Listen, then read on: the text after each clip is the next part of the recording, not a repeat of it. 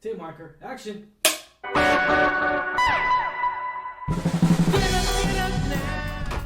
The Ted Lasso welcome wagon has arrived. Ted! What's going on, everybody? I'm Ryan D, aka Ryan 680. And this is Lex, back at it again. What's up, man? Lex, how you doing over there, brother? I'm doing really good, man. I'm excited to do another review here with you, and especially on a show that I hold very dear to my heart. Yes, brother. Yes, really. I know you said it. I think it was you that told me it was like pleasing to the soul, and it's really it really gives you just that warm feeling in your heart, brothers and sisters, out there. And this is a show that it just hit me in the right places, and I didn't expect anything from it. It's very original. It's very, just as American, crossing over to, just to learn about football, and has never even taught the sport, but yet he got hired to to coach the sport. And just to know that, it's just more than just a knockoff sports, reality show or anything like that. Like this show really has progressed in a huge front. And let's talk about season 2, man. Season 2, episode 1. We're gonna talk about Goodbye Earl. Man, what a crazy. I loved how the way they formatted this episode, because we get him like a few months after, or it looks like maybe a year. I want to say at least a few months after season 1. I think they mentioned it. I think it's like 6 months or so, something like that. It's been a little while since season 1 of Ted Lasso, for sure. So we see Jason really come in here and just make this role such his unique style and just his own genre, man. This is just beautiful. I love seeing Ted so many times on camera. Like I was telling my wife, I was like, man, I want to be like Ted when I grow up, man, because this guy's just so genuine. He's patient. He's a people pleaser, man. Like he really is. And I love that about the certain characteristics of him, in him, and just watching him progress in this role as far as season 1 happened and everything. And now, so here's the thing. When they announced season 2, before we get into it, when they announced season 2, I was all like, it needs to make sense. I'm happy. I'm excited for it. But when they mention other seasons and all that, is this one and done season? Because Apple didn't say if it was going to be a one and done. They didn't really give us any, hints or anything.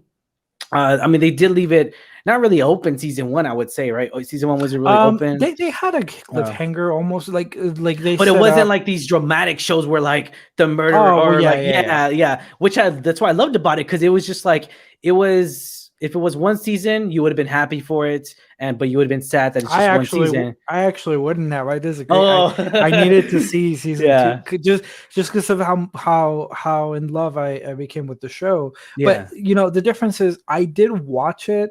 I watched season 1 this year, I believe. So I didn't watch it last year when it came out. I think I started watching in March or so. So by this time, Apple had confirmed a season 2.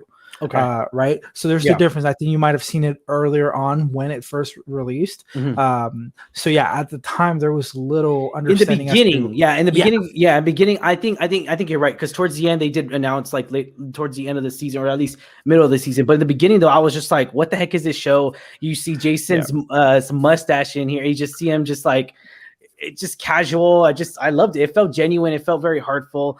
And yeah, man, so we see the opening shocker. So just like how Ted Lasso is, it's just such a clean, I would say clean comedy, but there is some cuss words in here, quite a bit, like wanka. And I love British, dude. I love the way the way they use certain things. Wanka, let's take a shag.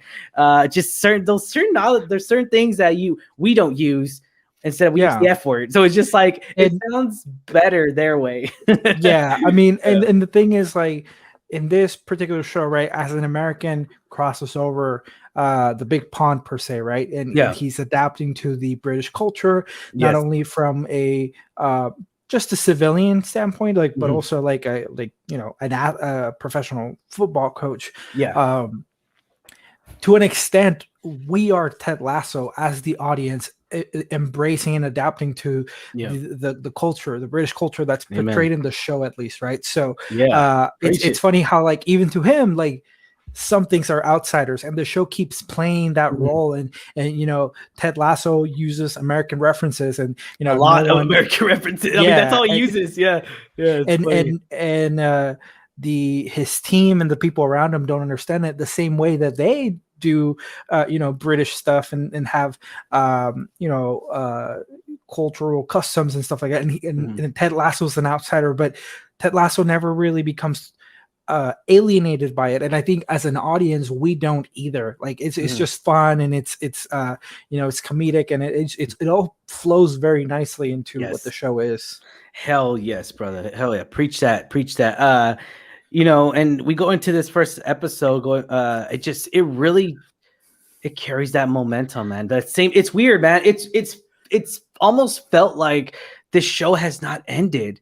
Like it feels like it when a show becomes that good. Smallville becomes that good. For me, it's Smallville, OC, One Tree Hill. I'm going a little dramatic there, but dramatic CW vibes. When a show does that good to where you feel like.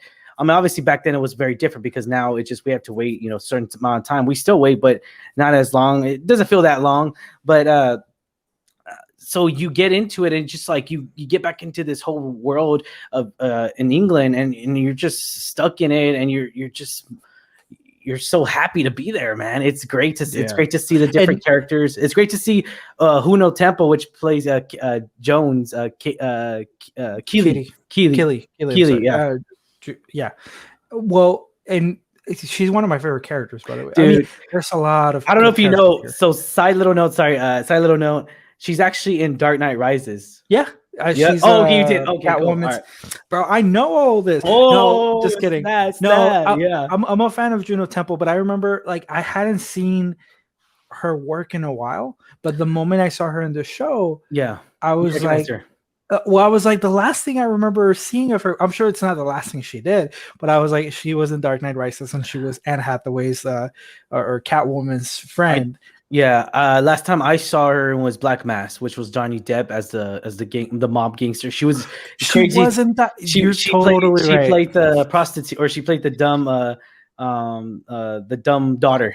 Oh, that's right. Yeah. Dude, spoiler alert, she died. She died. Spoiler alert. Rip. That's it. Yeah, rip. It's great. It's great seeing her in this character because she, even for those that saw, last season, even to an extent, I thought her role was going to be very, not as important. Yeah, dude, because I got the same vibe. Season 1, dude, I got the same vibe. Well, and the show did it on purpose, right? They present her as, the girlfriend of this football star, and it almost to an extent, the show presented her as someone that's being objectified, and she was being objectified by, her boyfriend at the time.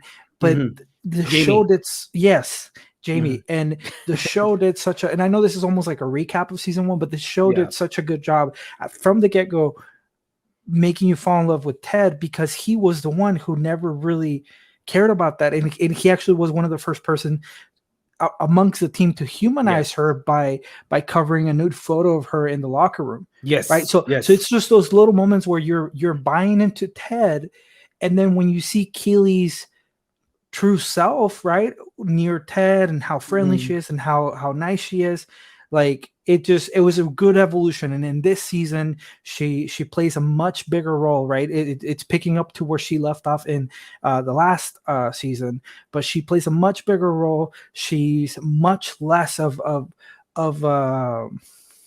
I mean, the show very quickly stopped. Evolved her character into not being objectified and not being just a one-off character. She's a pivotal. She plays a pivotal role. Just power, yeah. Yes, and she commands herself in this role very well. She forms her identity, I would say. In that season 1. But and seeing her again coming in this episode. So first off the bat, we're not gonna mention any spoilers, guys. So we're not gonna mention no spoilers. Let's hit up episode 1 real quick. Let's knock it out. So opening shocker, laughter makes you enjoy it, but kind of not really, because we're not going to mention what happens, but it really is a Ted Lasso way, man. It opens up a little bit, a little dark. Real crazy. And okay, I hate to say it because I'm a pet owner, but it just in a sense though, oh my god, what's the guy's name? the kicker. Oh my god, I forgot his name. But Danny. There you go. He's from Mexico, and it's funny too because there's certain scenes after an incident happens, his reaction to that is just priceless, dude. It's just I'm laughing at it because it's just a certain situation that he's put him or that's happened upon him. And you guys will know what we're talking about during that episode of 1. And I just love how his reaction to it. It was priceless, dude. It was once again, like it opened dark, but then the show manages to use these moments, not solely as comedic moments, but they're growth opportunities for the characters. Yes. And I think that's what this show does really well, right? Like they didn't do something dark for the sake of it's gonna shock people at the beginning of the episode, and that's it. Like we won't address it, but the episode revolves around this, and it carries on some lessons as well as introducing a new character that seems to be a prevalent character throughout the season. I won't say exactly what happens, but once again, this all right from the bat is planting the seed through a comedic and rather dark moment. It's planting a seed for other characters to start growing, and it sets. It quickly sets the tone, right? Like, doesn't mean that this season's gonna be dark. It means like the lessons keep on coming when it comes to how Ted Lasso and that's the thing, man. We're not just learning and because it wasn't really a spoiler because last season, they were losing streak, and it just I feel like is this really a football club to a sense, more like a just a genuine life happens situation here. And that's the thing, man. Life happens to every single one of these characters. And I love how real it is. I love how genuine they all react to each other. It's weird, man. I mean, we see this in episode 1, how everyone reacts to the situation. And then it's very weird because you really don't, you almost wish you worked in that environment, and because if that were to happen over here, you would not get that. You'll get crapped on, and just because and regardless of, and here's the thing, they encounter social media, things that are happening too as well, and they touched up on that last season too. Was that they're dealing with it as a football club, as an England football club, they're really dealing with that situation over there too as well. I mean, just a reaction to the crowds, reaction to the fans and everything. I mean, I gotta say, gosh, those fans are hilarious, man. I love the fans. Oh man, they're great. We see Roy Kent in here, and he's actually developed to a different light, into a different role here, and it's really a shocker to me how much I really loved his character, man. Like Roy reminds me a lot of myself. He does, man. He does, dude. Except obviously without the beard. He reminds me a lot of you have the beard, so that I covered it. Yeah. So he reminds me, his personality reminds me a lot of myself. That's what my wife says and everything, just the way I react to certain situations and react to certain things. And that's why every time he says wanka or starts cussing up a storm, I just laugh, dude, because it's just, I love that guy, man. That guy's awesome. Watch on camera, he's like that, but watch, he probably is just like Ted Lasso himself. Watch as a regular human being. Yeah, he's probably off camera. He's probably just as genuine as Ted Lasso is.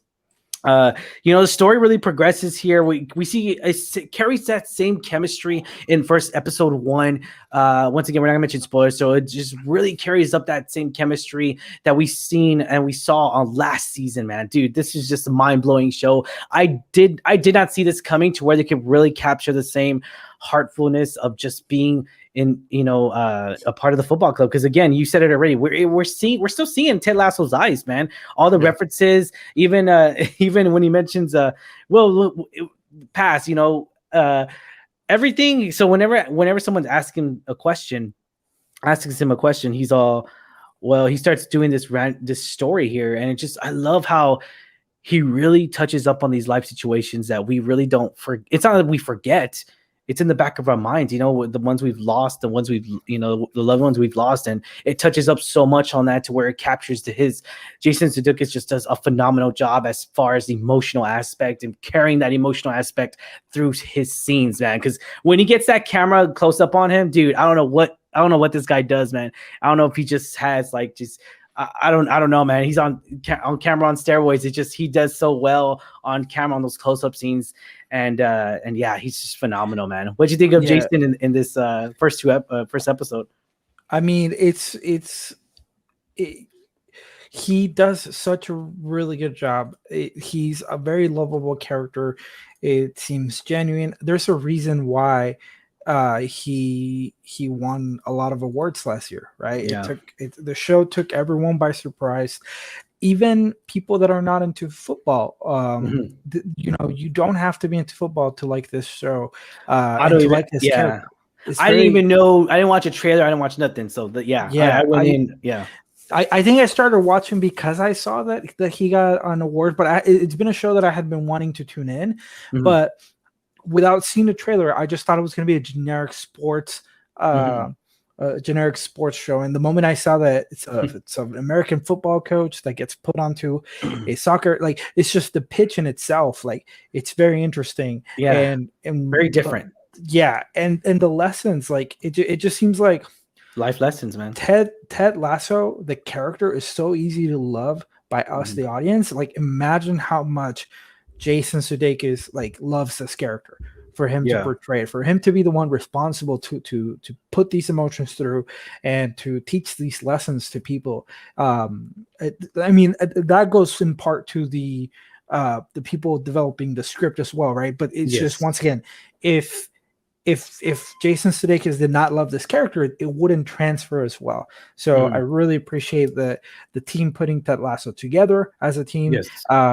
Ted Lasso has a Twitter account that you can follow, and so like even when the season was not going on, he tweets things, and there sometimes it's things about like sporting events that are happening, but he also tweets like daily quotes, and it's just, you just hear it with his voice and stuff like that. It's just that there needs to be more shows like this, right? Like in a world where, and this is no diss because I love every one of these shows, but in a world where we have shows about superheroes and it inspires you to be these larger than life characters, you still need these smaller human characters for us to still try to be like them, or aspire to be like them. And Ted Lasso is one of those shows that does a really good job at doing that.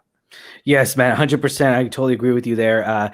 Especially, I would even say in a world we're living in now, where it's just, it deserves a lot of good in this world. Whether it's just being a good character, being inspiring, that whether you go to whether you seek out religion, whether you doesn't matter, just try to be positive. And really, this show is all about positive energy. It's all about positive being. When you see evil, when you see bad deeds happening, don't let it happen if it's coming right in front of your eyes. And we see that a lot in season 1, and we're seeing it now in season 2. Once again, we're seeing them really correspond with each other, and just really be seeing Ted Lasso be the genuine human being. And not to say that he's perfect, because no, he's not perfect, but he's trying to be good. That's the point. You try to be good. And that takes a lot of courage, and it takes a lot of bravery there. I would say, seeing these characters in a different situation has that same feeling, man. Because once again, we already talked about it. We see Roy, we see Jamie different too. I thought that was crazy. Seeing Jamie very different. In these few episodes that we saw. And then also as well, just knowing that. I mean, so this season, knowing second season will be actually 12 episodes, so we'll be doing these episodes very daily, guys, so be sure to look us up for that as well. But we're really focusing on this. They go by so quick, man. These episodes, man, they go by so freaking quick, man. I'm just like, what? It's over? What? I never recently. Here's the thing, and I know everyone says I'm very critique, and I'm very critique. I really am, guys. I'm sorry. I apologize. I get a lot of grief on that. Everyone knows it. Everyone, other podcasters in San Antonio know that, and they're just like, "Oh, what the heck," right? And it's not. It's just, I look for more than just action sequences. I look for everything that Jason Sudeikis is doing. That's what I look for. That's exactly what I look for, and it's the prime example of just how acting, how A-list acting really is, and yeah, I'm gonna say that. But yeah, so let's go to any final thoughts on episode 1. No, I mean, like you said, Ted Lasso is not a perfect person. The show doesn't pretend that he's perfect. Jason Sudeikis, the way he performs him, doesn't pretend he's perfect. And this show, like, last season we had very human, challenges, right? Like Jason, he didn't have a perfect relationship, and there was a whole journey about him having to accept divorce being the next step. God, that was tough. That's tough. Yeah, it was tough. And in that moment that Ted broke, like, that was amazing. That was amazing performance. Now this season, it carries on in terms of like the challenges that someone faces as a person. There is a theme going around throughout the first few episodes where Ted Lasso experiences jealousy to an extent, and it's about him accepting that and accepting help from outside resources, where he's usually used to being the one person everyone talks to be there for people. So I like where the show's going with that. It sets up that from the very first episode. I like, once again, the shock and awe that this first episode brought is not purposeless. It's trying to set up some growth and have people expecting for, hey, we're still here. And it's cool to see Higgins. It's cool to see Coach Beard as well. It's cool to see all those characters again to come back. Rebecca. I mean, dude, I loved seeing them on camera once again, all together, loving, giggling, laughing, seeing Rebecca really waiting for the biscuits in the morning. That's really the evolution. The evolution of where we started last.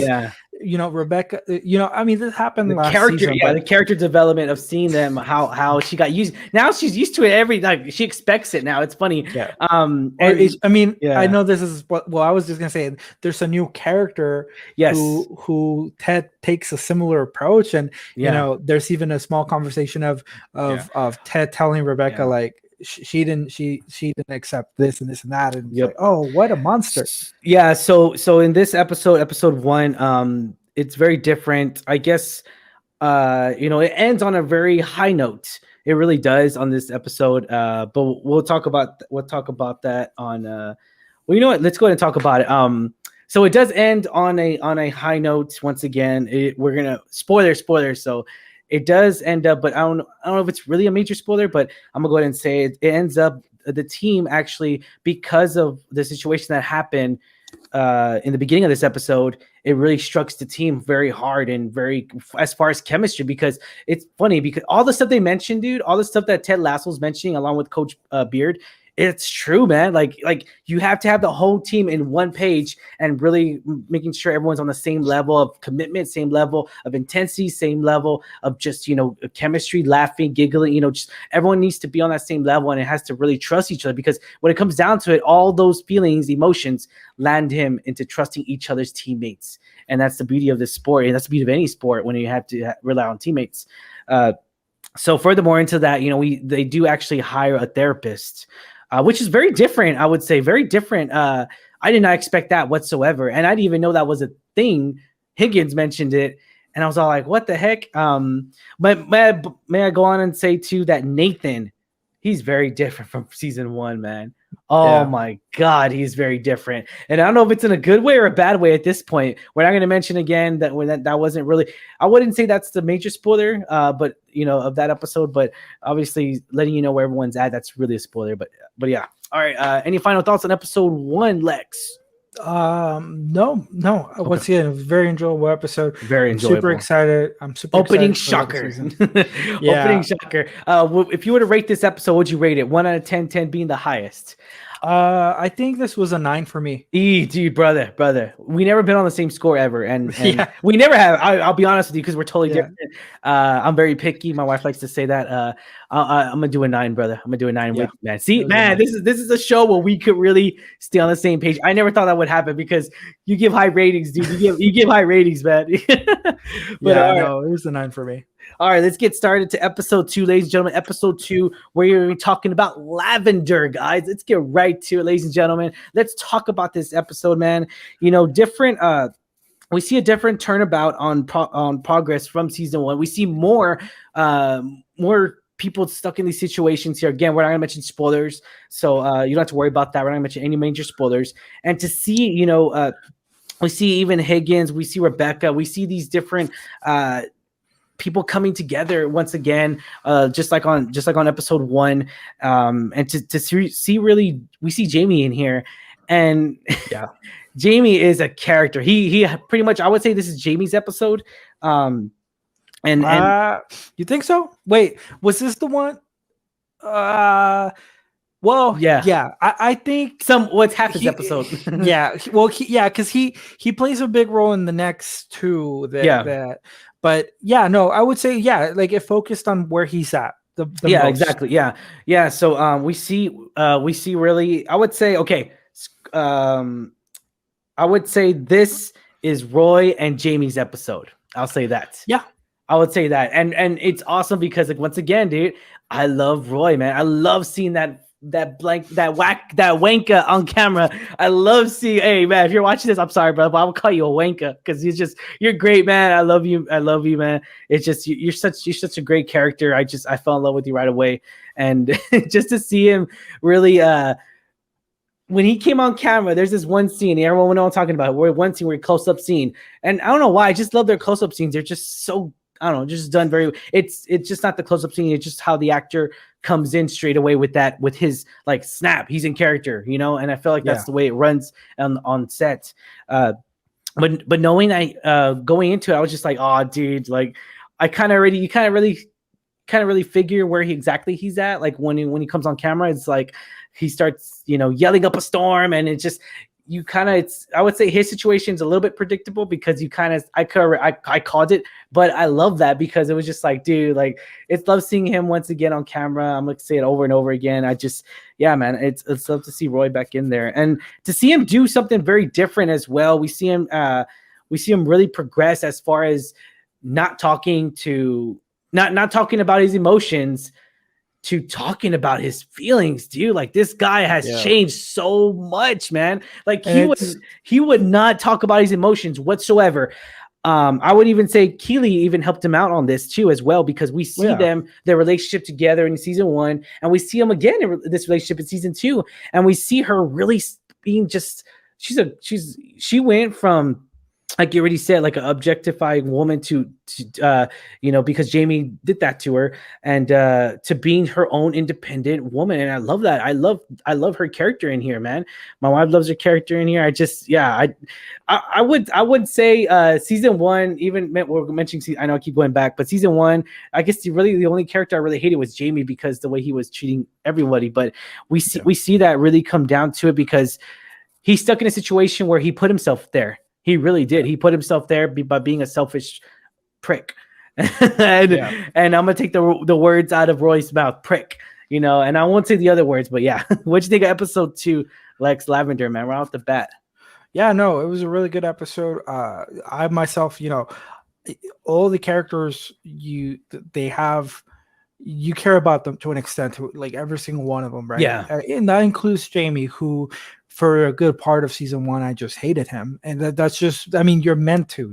He's written in a way where you're meant to hate him. He's the bad guy. He's the people that, people have been exposed to at work or in their life in school. Like you see people like Jamie all the time, and it's meant to be an antagonist. However, at the same time, the show, just like it treats everyone else, like it gives everyone a chance to not only redeem yourself, but to grow and have this team mindset. So yeah, like it was just interesting just for the show to return to him and his story, where in season 1 we saw moments of redemption for Jamie, and it's just ultimately it didn't go anywhere, but it was lingering in there. And I think the show, the show understands that a conversion or a full story arc, it doesn't happen from night and day.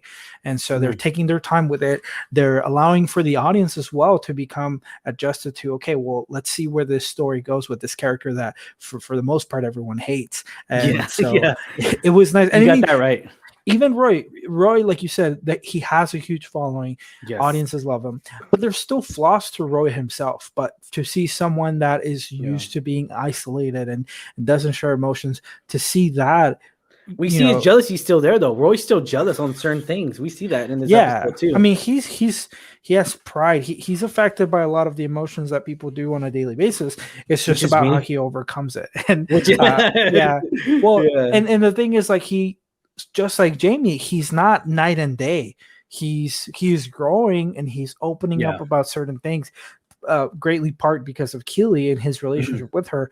But I think it's good, once again, the show's taking its time with how it's evolving these characters, and they never go from one extreme to the other, because that wouldn't happen in real life. No, true, exactly, man. And you know, just to see, once again, I mean, I said it so many times, you know, his initial reactions to anything. I mean, anything that Roy reacts to, I fell in love with. Like, it's again just him knocking. Even in this episode 2, Lavender, we see Roy still calling him a prick or a wanker. And just, I mean, it's he's just, you see that a lot whenever we see whenever he sees Jamie or anything like that. Because even though I mean, he didn't really take his girl, but like, you know, she broke up with him, or, you know, we know the situation happened in season 1, but to really know that, you know, that Roy respected Keely, you know, he's always, you know, and he's really respected her in season 1, and that's really what Keely fell in love with. We saw that a lot in Roy, and something I didn't even think,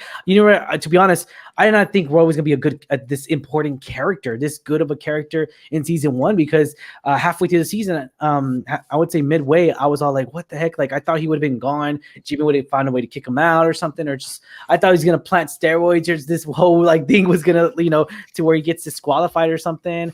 You know, just a lot of these things to where I thought they were gonna happen didn't, and I freaking love that. I love that they did. I was totally wrong. And when I, you know, on certain situations like that, just I love that, because the show's not predictable. You know, we really don't know how this show's gonna end. Season 2, we don't know how much of a cliffhanger they're gonna leave us, or even if they're even gonna leave us in a cliffhanger. But we'll find out probably mid-season how, if they're gonna. There should be a season 3 for this. Again, we haven't watched all the episodes, but I'm hoping there's going to be a season 3 in here. You know, and yeah, man. I mean, just watching the coaches just chill out and relax was freaking hilarious in this episode too, as well. And I think also the it's still like the episodes. The theme of this second episode is about change. Yes. On almost every single character, right? Like things are changing for sure. Even the title of this episode is because of something very small, but it has to do with change around the locker room and how certain characters react to it and stuff. So it's little things like that, right? Like there's certain themes. Ted Lasso is getting adjusted with the change of there being a psychologist, right? Playing a role as of a moral support for the athletes. And you know, without too many spoilers, like just once again, every single one of these characters is dealing with some sort of change. Rebecca's going through, you know, where she left off last season is about falling, you know, more in love with herself and gained respect for herself as to what she wants to do next. And this episode continues to work on that. And like you said, it's mainly more about Roy and Jamie and stuff like that, but overall every single one of these characters is going through change. Yes, and we see that a lot, because it comes to realism to where, is this gonna be a football club, or is this gonna be a football club, or is this gonna be not necessarily a charity event, but is this gonna be a feeling seminar almost? They don't use those context words, but it's almost to where like because it kind of drifts away. And it's weird because once again, when the camera goes on the coaches, I don't want to say they're not coaching, but they're just having fun. Like I don't know. Shouldn't they be working on plays? Shouldn't Ted Lasso be working on his football? Should it be studying these drills or something? Or maybe Coach Beard has it on point. I could be totally wrong, you know, on certain situations here. And then also I would say this, you know, with what happened with last year and everything, you know, everything being just certain situations being political. I feel like all the shows that are coming out this year and next year are going to touch very political, because it's what we were going through at that time, you know, with COVID, you know, the pandemic and other situations. We won't go into depth on that, but I feel like they're really going to touch up on the political side. And they kind of do on the next episode, but we're not going to mention that. But yeah, just to leave you a little teaser there, episode 3 gets a little political here. And I love that, though. It's going to be good. It's going to be a good ride, man. And I mean, something to note is that, typically talking about a story, movie, show, or or TV series and stuff like that, getting political, like sometimes there's taboo behind that, right? Like people, there may be negative connotation with just even addressing that something gets political, but I mean, at the same time, like it's not necessarily a bad thing. It's how you handle it.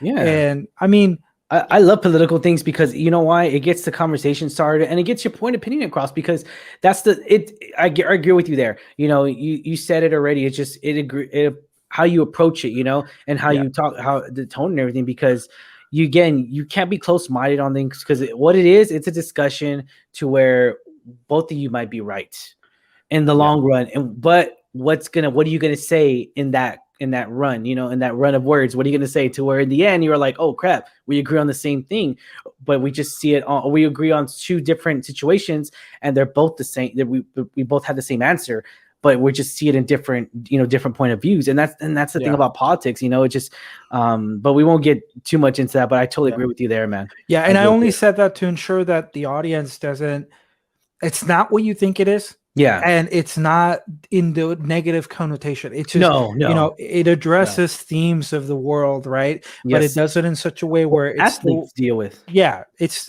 something that athletes deal with. And it's also relevant to not only the world we're in, but it's relevant to the show and to where these characters are and where they're from, wants to take them. Yeah. And where they're from, man. Because you got to remember, pretty much the majority of these athletes are not even from England. They're not from the United Kingdom. They're not at all. Yeah, it's a local club, so they soccer or football. Yeah, small time football. They tend to be extremely diverse, right? Yes, exactly. People from all walks of life and stuff like that. So, dude, they got a guy from America. Come on, I was like, that's pretty diverse. Well, from another country. Yeah. Well, coach, but also the reasons why they did it was just to completely crash down the that was season 1. We don't talk about that. We don't talk about Rebecca like that. She's great now. Okay. No, she is. I'm just saying, like, no, just kidding. No, I get you though. Yeah, she was trying to sabotage the team. We won't forget this, Rebecca. We won't forget this. It was the best decision. Yeah, for sure. For sure. And she thought there was going to be the worst decision. She wanted it to be the worst decision of her life, so that way she could crash and burn. But again, though, she was going through a divorce, though. It's very delicate. It's very emotional. I mean, dude, like, women hold so much emotions in and out. It's and the fragile, and that's the thing about that is just, her ex-husband, even season 1, we saw that Rupert, which was Giles from Buffy, which I thought was freaking hilarious.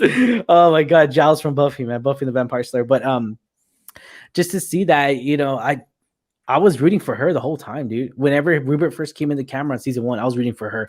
I wanted her to win, and I was happy she won the club. I was happy of her where her situation was, and knowing her, and we can even talk about her on this second episode. Even her situation now is just, it's very open-minded. She's become more open-minded to certain things and all, and she really supports her players, man. Because before she was just like her, she didn't really care. She just wanted them to be the worst team ever in a season 1, and to know that we got so much character development. That's the thing about these TV shows, is that we get so much great development in these TV shows, and they really progress from season 1, season 2, and I'm just excited for what's to come for the rest of this season, man.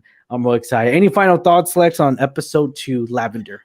No, just another great episode. Yeah. To add to the Ted Lasso journey, and Ted Lasso.